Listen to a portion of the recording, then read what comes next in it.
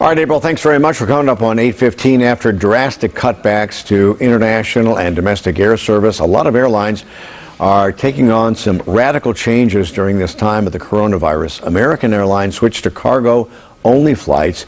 United Airlines said they may have to cut jobs soon, and Delta is warning their second quarter revenue may fall $10 billion. So what does that mean for the future of travel? We're being joined by airline expert Seth Kaplan, who is joining us via Skype right now. First of all, should people be flying now?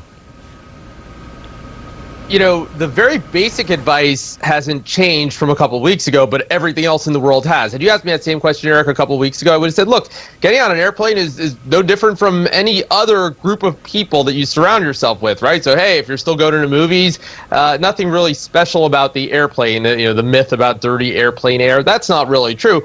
But the big thing that has changed is that now we're just not supposed to be around other large groups of people. So just as you shouldn't go to a movie or to a restaurant, at this point, probably shouldn't get on an airplane unless that's essential travel. Of course, there are people right now who have to get around the country trying to save other people. But for the rest of us, avoid large crowds, and that does mean flying as well.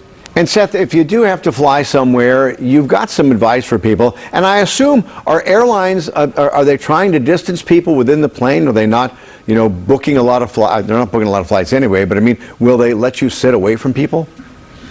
Yeah, covering this story the other day, I talked to a few people who got off a flight, and they said that they were rather impressed what they had seen at the airport and on the airline itself. A lot of deep cleaning even as they were getting on board. And look, let's be honest, the reality is that it's just not that big of a crowd of people on the flight nowadays. I mean, I've heard reports of flights with 3 or 4 people on them. Airlines say on average maybe 20 or 30% full, and that's after taking into account how many flights they've cut, as you mentioned just before. Now, if you do have to travel, one piece of advice: there was a study out of Emory University in Atlanta a couple years ago that found that people sitting on the window seat on average get sick a little less often than people who sit other places. Nothing magical about the window. You're just simply not surrounded by as many people. And they say if you can help it, just try not to get up. And obviously just take all the other precautions you would about keeping your hands clean and not touching surfaces. But if the plane is kind of empty, you can sit wherever you want, I would assume. Also, now, if this goes on for months instead of weeks, what impact will this have on the airline industry? Because could some airlines go under? These airlines in the U.S., and I emphasize that, went into this crisis in relatively good shape. If we think back to 9/11, those of us old enough to remember it, 9/11 happened on a Tuesday. By that Saturday, U.S. airlines were laying off tens of thousands of people. I remember Continental Airlines, which later became part of United, laid off 12,000 people that Saturday. It was 20% of its workforce. 75,000 U.S. airline jobs were gone within weeks.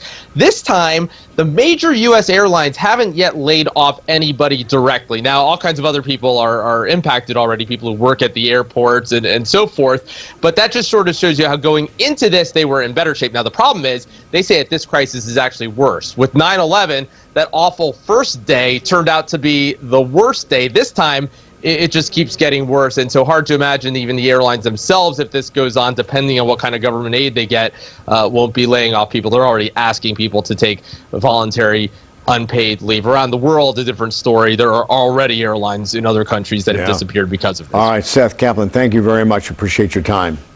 You got it, Eric. Dave? Hi, well,